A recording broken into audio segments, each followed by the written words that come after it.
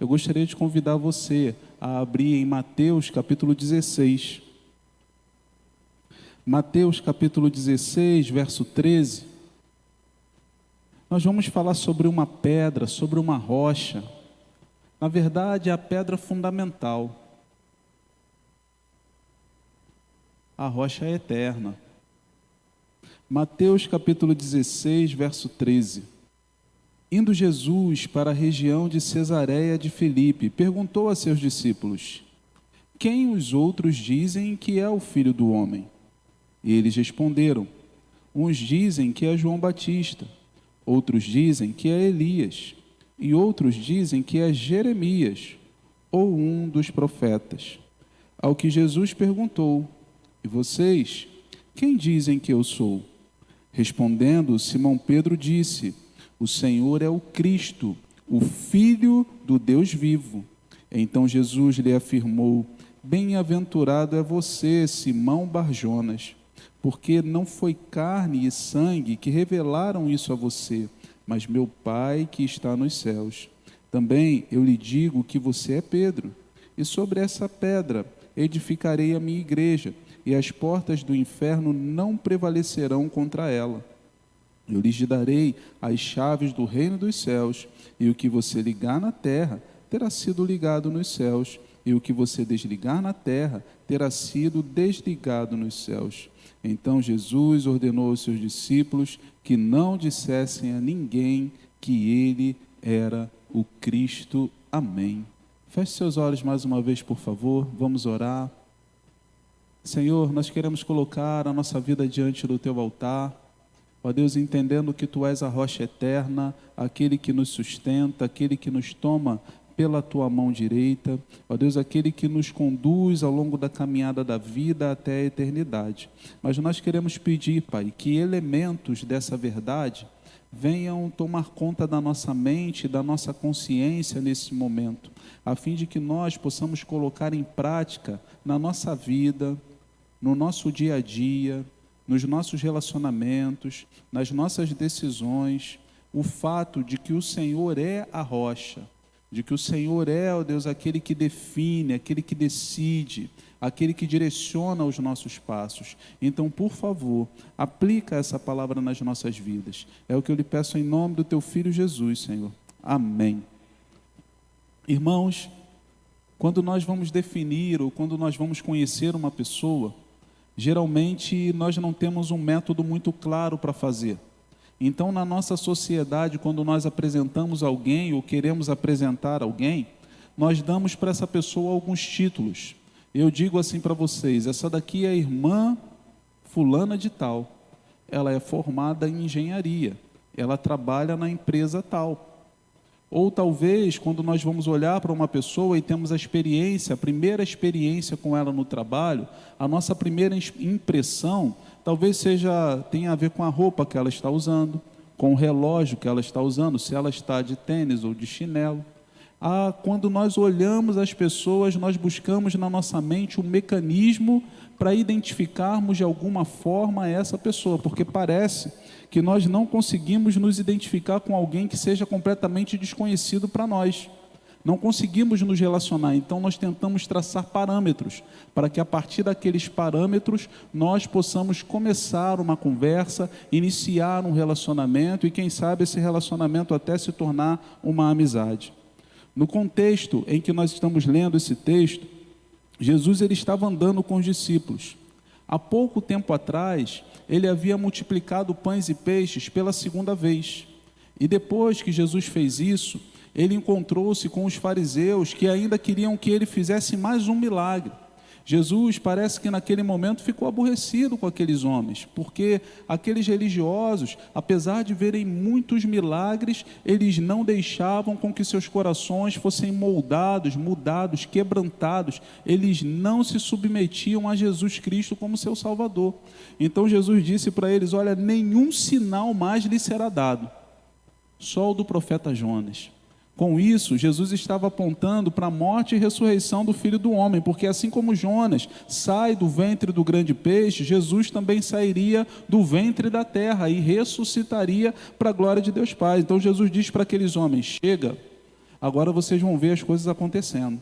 Chega, agora vocês vão ver o final das coisas, porque as explicações já lhes foram dadas, os milagres já apareceram para vocês e são suficientes. Irmãos, nós precisamos pensar e entender que nesse contexto, Jesus não está chamando a atenção daquelas pessoas que não são religiosas. Jesus não está chamando a atenção de pessoas que são desconhecedoras da existência de um Deus, mas ele está chamando a atenção de fariseus, saduceus, doutores da lei. Ou seja, mesmo mergulhados no contexto da religião, nós podemos estar distantes de Deus. Irmão, Jesus chama a atenção desses religiosos por 7 vezes no Evangelho de Mateus. Lucas registra 6 vezes Jesus fazendo advertências aos religiosos. Isso traz para nós a clareza de que nós podemos olhar para os nossos corações e averiguar a nossa própria fé. A 1 João diz que se nós julgarmos a nós mesmos, se nós nos examinarmos a nós mesmos, não seremos examinados pelos que estão de fora. Mas quantas vezes nós deixamos de nos examinar? Quantas vezes nós deixamos de fazer uma autoanálise a cada dia e pensar nas nossas ações, repensar os nossos relacionamentos, repensar as nossas atitudes e as nossas palavras? E às vezes, quando fazemos isso, transformamos a fé num conjunto de rituais. E os rituais por si só são vazios. Como é bom virmos à igreja pela manhã.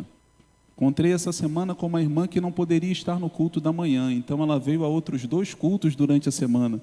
Ela disse: pastor, eu falei, irmã, não costuma vir esse culto, porque veio? Ela disse: porque não poderei vir ao domingo de manhã.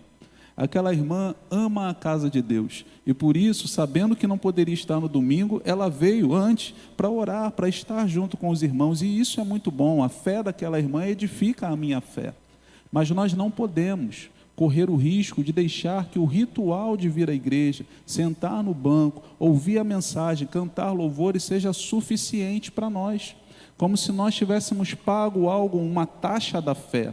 A fé em Jesus, ela tem um efeito prático, é no dia a dia. A Bíblia fala: aquele que roubava, não. Se a pessoa adulterava, ela não adultera mais. A vida da pessoa é transformada. Se a pessoa batia no cachorro, não bate mais.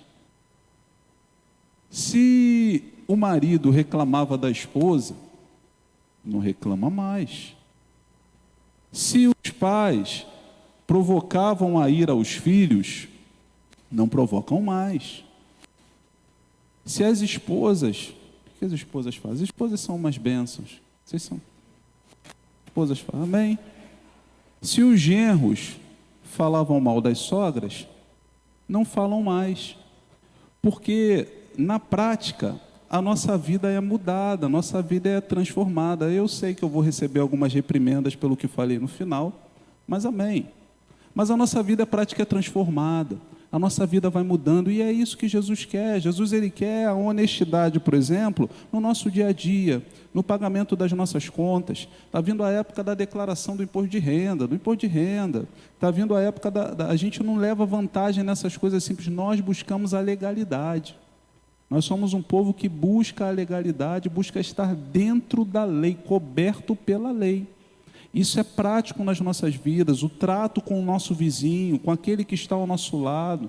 Não é porque ele coloca aquela música alta, daquele absurdo, que você vai combater a música alta com um corinho de fogo, com um hino de louvor, seja lá com o que for.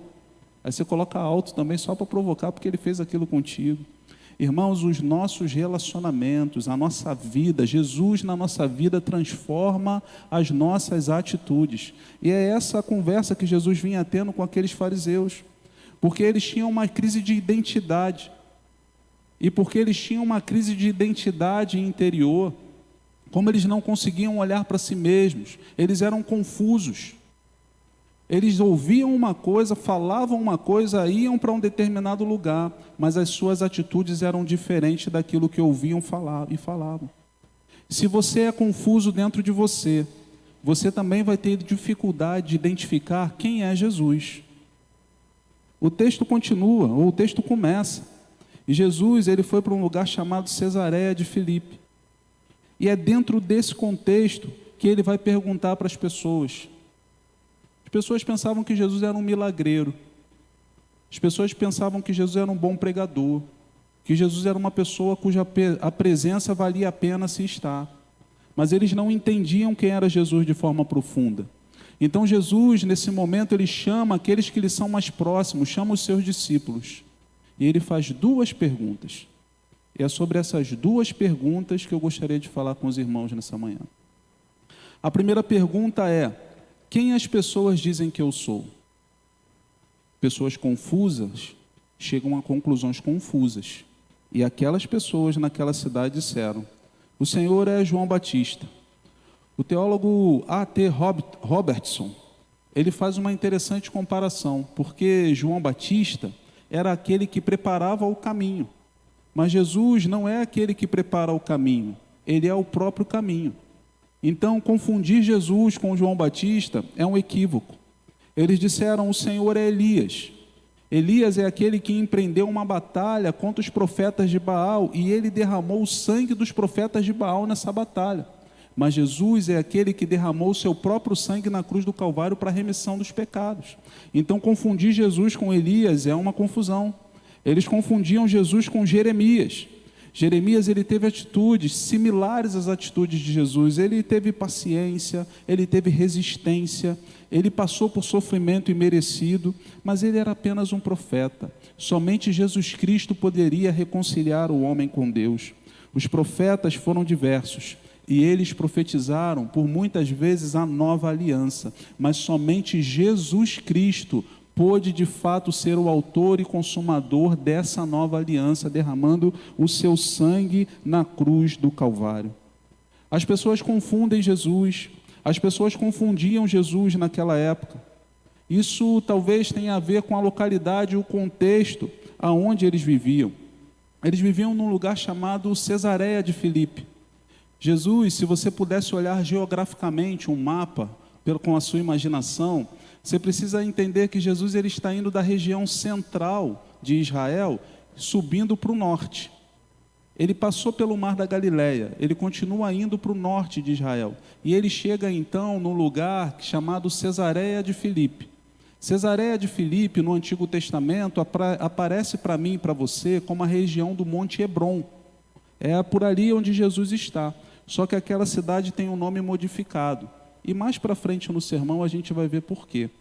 Mas o fato é que pela cultura que havia se estabelecido naquele lugar, as pessoas tinham uma religiosidade difusa. Então eles misturavam muitas religiões, mesmo estando no território de Israel.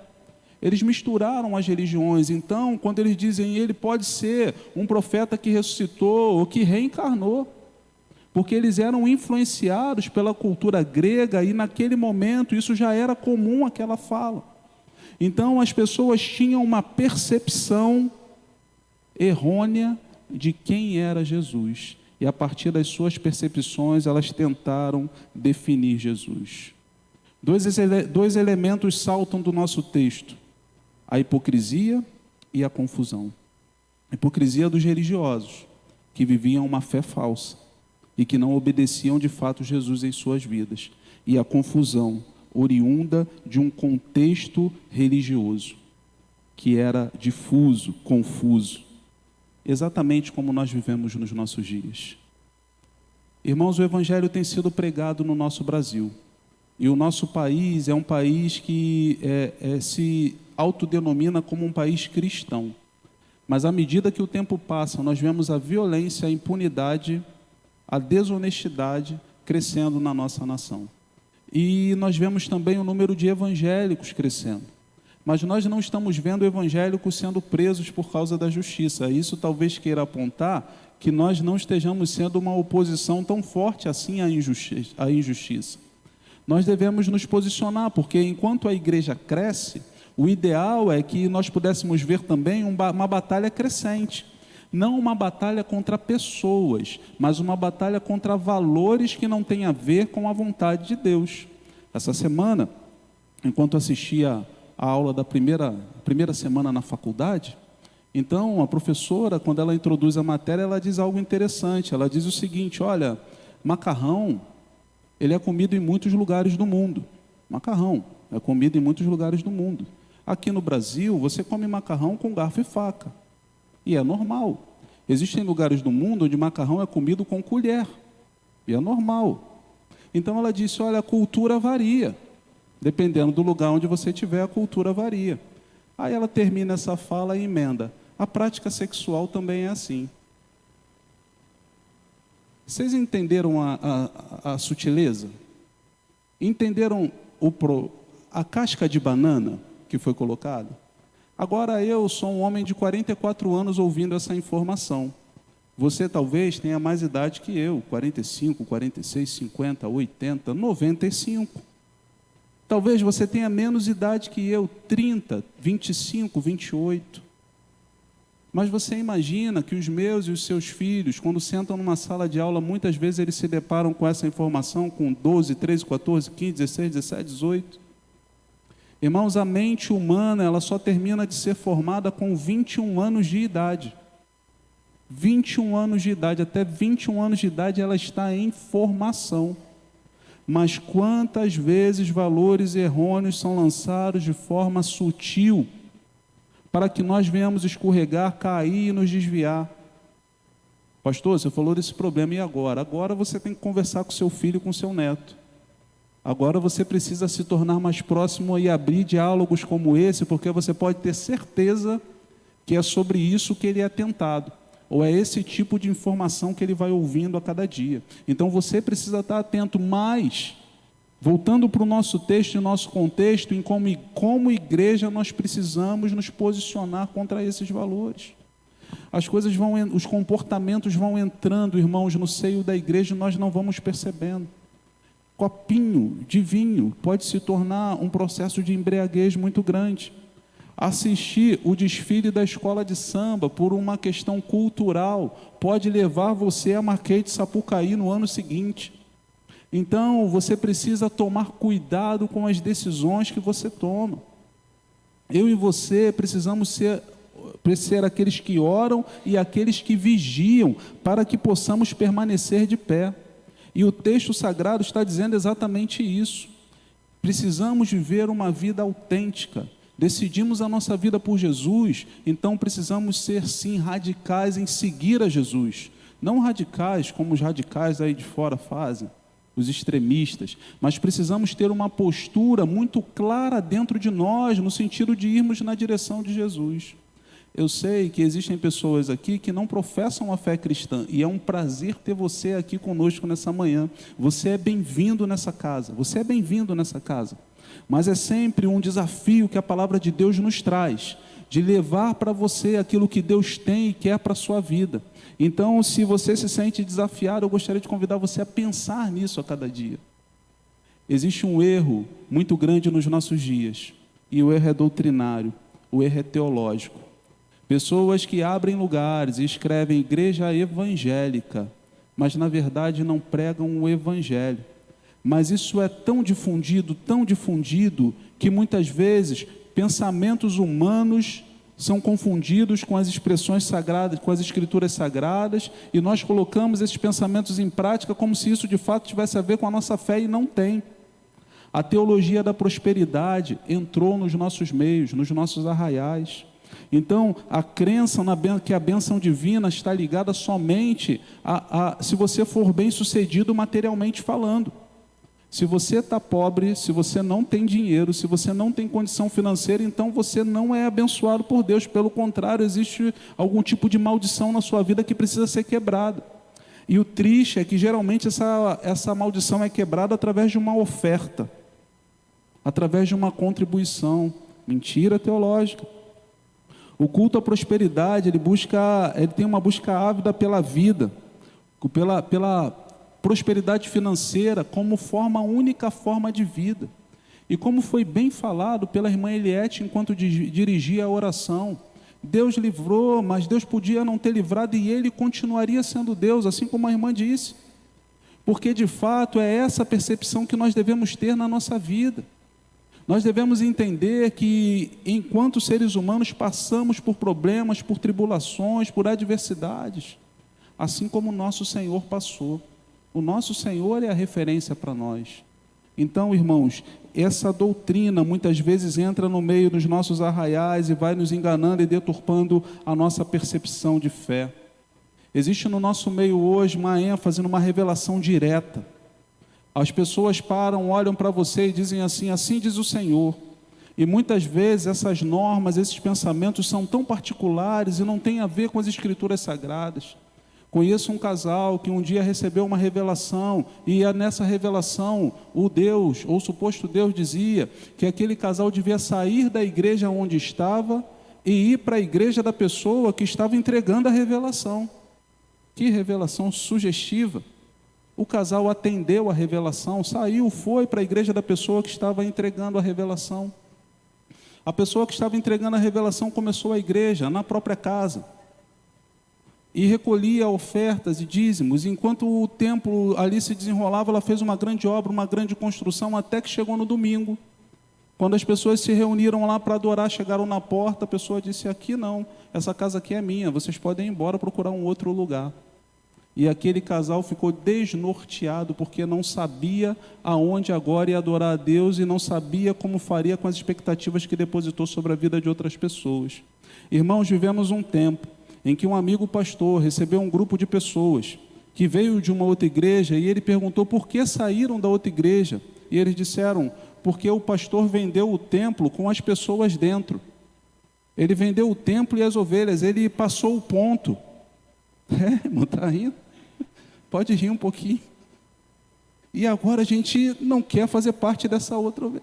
Irmãos, isso aqui foi do nosso lado. Eu não estou trazendo para vocês exemplos de outros lugares do mundo, não. Estou falando o que aconteceu aqui do nosso lado. Às vezes as pessoas hoje no nosso tempo têm usado formas linguísticas, chavões, e esses chavões têm o mesmo peso das Escrituras Sagradas. É só vitória. É só vitória mesmo. Mas às vezes a nossa vitória está na morte. Às vezes a nossa vitória está na permanência da enfermidade. Às vezes a nossa vitória está na permanência na crise financeira. A perspectiva que a pessoa traz para você que é só vitória é que todas as situações da sua vida vão ser mudadas. É por isso que líderes religiosos que dizem que se você está em Cristo, você não pode ter enfermidade, vão fazer tratamento de saúde fora do Brasil. Porque se fizessem dentro do Brasil, eles seriam vistos por outros e seriam descobertos. Esse evangelho é um evangelho que tem prejudicado a pregação do verdadeiro evangelho. Nós colocamos a nossa expectativa em figuras fortes e carismáticas, pessoas que têm presença de palco, presença de púlpito, que falam com eloquência.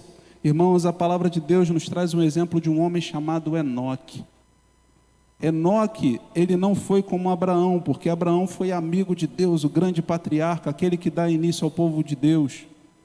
Enoque não foi como Davi, que foi um grande estadista, líder de exército, aquele que fez grandes feitos. Enoque não foi como o apóstolo Pedro, que pregou o evangelho em muitos lugares no mundo inteiro e é conhecido até hoje. As pessoas usam até o nome dele para fazer confusão. Na verdade, você não sabe de nenhum grande feito de Enoque. O que a Bíblia diz sobre Enoque é que ele andou com Deus e já não foi mais achado entre os homens, ele foi levado. Irmãos, o que marca a diferença na vida da igreja nesse tempo, o que deve marcar de fato a vida da igreja nesse tempo, é o quanto nós podemos andar com Deus, é o quanto nós somos conhecidos pelo Senhor, é o quanto as nossas palavras, o nosso temperamento, as nossas atitudes e até as nossas vestimentas refletem o contato que nós tivemos verdadeiro com Cristo Jesus. A religião naquele povo era uma religião confusa. A visão religiosa daquele povo era uma visão confusa. E por isso eles disseram: o Senhor é um profeta, é fulano, é ciclano. Mas eles não sabiam quem de fato era Jesus. Mas Jesus faz uma segunda pergunta. E nessa segunda pergunta ele diz aos seus discípulos. Agora ele não se refere mais aos que estão longe, mas aos que estão perto. Ele pergunta aos seus discípulos: e vocês? Quem vocês dizem que eu sou?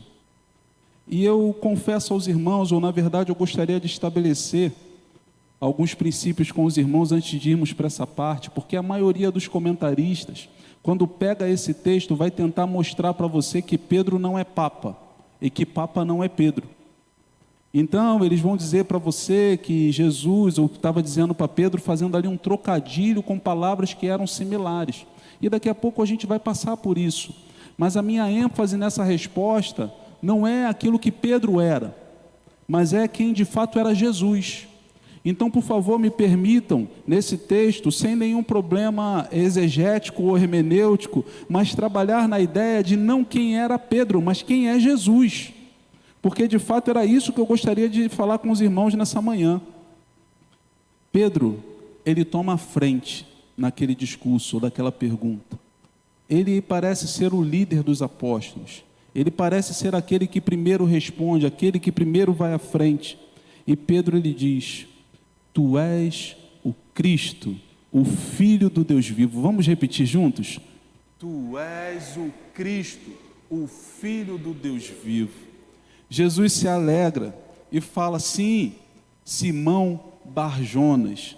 Como já falei aos irmãos, o prefixo bar na Bíblia quer dizer filho de. Então Bartimeu é filho de Timeu, Bartolomeu é filho de Lomeu, Barjonas é filho de Jonas, era o nome do pai do Pedro. Então Jesus disse: sim, é como se Jesus estivesse afirmando: assim como você é filho de Jonas, eu sou filho do Deus vivo. Isso é verdade. E sobre a sua declaração, sobre essa rocha, ele falou: você é Pedro, e sobre essa pedra edificarei a minha igreja. A palavra grega que Jesus usa para falar Pedro é pedrinha, brita, lasca de pedra. A palavra que Deus usa para falar aonde ele edificará a igreja é rocha, maciço, pedra maciça. Então o texto não está dizendo que Jesus vai edificar a igreja sobre Pedro, mas Jesus vai edificar a igreja sobre a declaração de Pedro. E qual é a declaração de Pedro? Tu és o... É sobre essa declaração que Jesus edifica a sua igreja.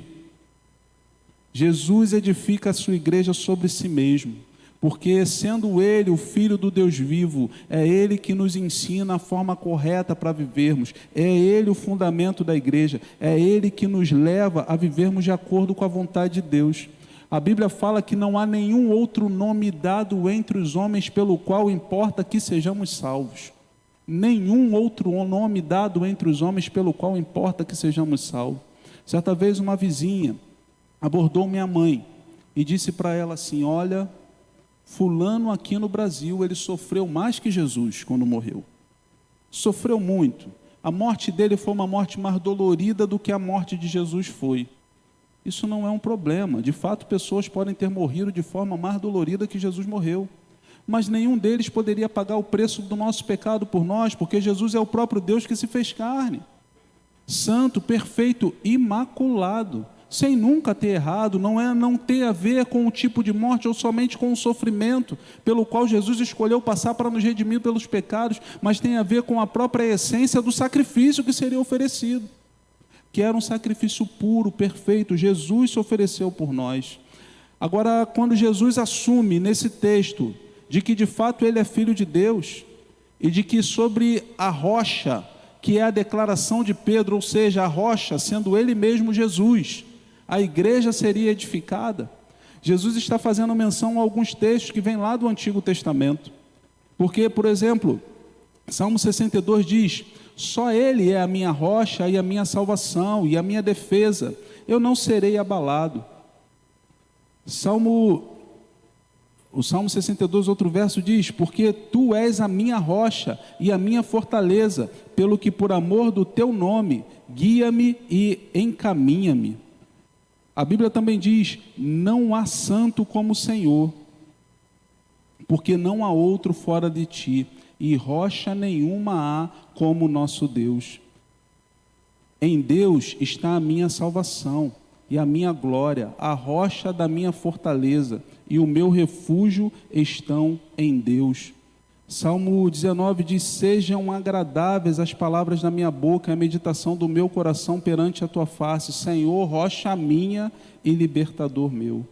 Jesus é a rocha, assim como Deus é a rocha no Antigo Testamento. Então Jesus é Deus. Jesus não é simplesmente um ser humano, mas Ele é Deus. Jesus, Ele é Deus, e isso precisa nortear a nossa vida. Isso precisa dar direção ao nosso coração. Eu disse a vocês que voltaria no contexto no final do sermão, e o faço nesse momento. A cidade de Cesareia de Filipe. Anteriormente, ela era o Monte Hebrom. Mas quando nós olhamos para a nossa Bíblia, nós somos tentados a achar que a história pula de Malaquias para Mateus de forma direta. Mas entre Malaquias e Mateus tem aproximadamente 400 anos. Nesses 400 anos, a terra de Israel foi dominada por gregos, que estabeleceram ali a sua religião. Depois ela voltou a ser dominada por judeus, foi dominada de novo por gregos, e depois foi dominada por romanos. Cada povo que exercia domínio sobre aquela localidade estabelecia os seus deuses. Mas nós sabemos, ou existe um ditado que diz que Roma conquistou o mundo pela força, mas a Grécia conquista o mundo pela cultura.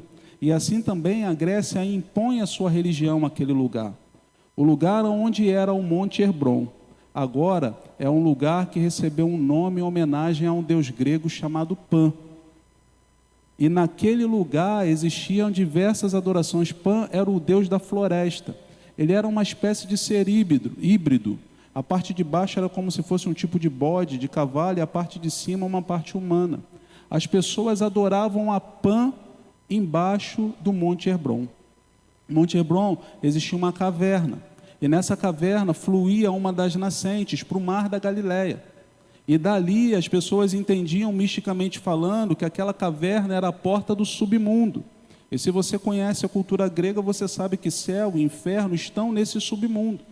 Então aquela porta, ali naquele lugar, naquela caverna, havia um lugar que era chamado de porta do submundo, onde Pan era adorado. E por conta dessa cultura, as pessoas ali entendiam, eram muito familiarizadas com o contexto de reencarnação, com o contexto de voltarem outras pessoas. Por isso a confusão. É Jeremias, é Elias, é fulano, é ciclano. Eles têm uma percepção deturpada em relação a Jesus. O tempo passa, os romanos dominam aquela cidade, e agora ela recebe um nome em homenagem a César, que era o imperador romano, e a Filipe, que era o segundo Herodes. Por isso ela se chama agora Cesareia de Filipe. Ela tem um nome mudado, mas parece que a cultura permanece.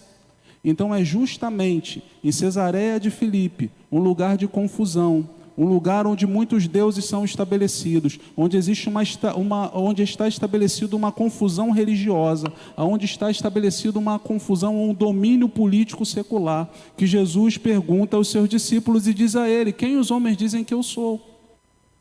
Ao ouvir as respostas que nós já falamos nessa manhã, Jesus ele vai responder aos discípulos dizendo o seguinte: sobre essa pedra, sobre essa rocha, sobre essa afirmação, eu edificarei a minha igreja, e as portas do inferno não prevalecerão contra a falsa religião, a falsa religião não prevalecerá contra a minha igreja. Os poderes políticos desse mundo, as autoridades desse mundo não prevalecerão contra a minha igreja. Independente de ser religião, independente de ser poder político, independente desse lugar ser em homenagem a Pan, independente desse lugar ser em homenagem a um César, independente, não prevalecerão contra a minha igreja, que é fundamentada na palavra de que Cristo é o Filho do Deus vivo. Existe ainda um último detalhe antes de fechar. Esse Deus grego, Pan, é da onde origina a palavra pânico. Medo, pavor, terror. Então Jesus está dizendo aos seus discípulos: não tenham medo. Jesus caminha aqui para Jerusalém, para a morte, e se instauraria uma perseguição, mas Jesus está dizendo para os seus discípulos: não tenham medo. Irmãos, as religiões, o engano, a hipocrisia e às vezes até as ações políticas vão tentar nos parar. As pressões dentro da escola, da faculdade, as pressões dentro da vizinhança vão tentar nos parar, as doenças vão se levantar contra nós, o pânico e a ansiedade podem se levantar contra nós, mas o Senhor está dizendo para os seus discípulos: não tenham medo. Rodrigo Silva, o historiador, quando fazia a sua viagem por Israel e mostrava esse lugar, ele dizia o seguinte: olha, aqui é onde era adorado esse Deus no passado, agora só tem escombros. Essa pedra aqui podia ser uma pedra de culto naquela época, mas hoje já não se ouve mais falar de Deus. Sabe do que se ouve falar? E ele pegou uma Bíblia e colocou por sobre aquela pedra. É o Evangelho do Senhor Jesus, que tem prevalecido já há 2000 anos e vai continuar. Vai continuar a avançar, vai continuar a ser pregado, vai continuar a transformar vidas. Mas para isso, ou por isso, melhor dizendo, eu e você precisamos estar envolvidos. Não deixe que o medo tome conta do seu coração. Não deixe o pânico tomar conta do seu coração. Não deixe que as expressões ou que as intemperanças da vida parem você, não. Existe um Deus vivo que te conhece pelo nome, que te chamou, que te chama, que te capacita para caminhar na vontade dEle, para cumprir o querer dEle sem medo. Porque a igreja dEle prevalece e prevalecerá. E se você faz parte dessa igreja que é celestial, eu não estou falando do hall de membros de Marechal, mas eu estou falando da igreja que está dentro da igreja, que de fato é comprometida com o Senhor da igreja. Irmão, você pode ficar tranquilo, que você também prevalecerá. Não tenha medo. O Senhor é aquele que te traz vitória, mesmo em meio ao medo. Só seja forte, seja corajoso, porque o Senhor é contigo. Amém?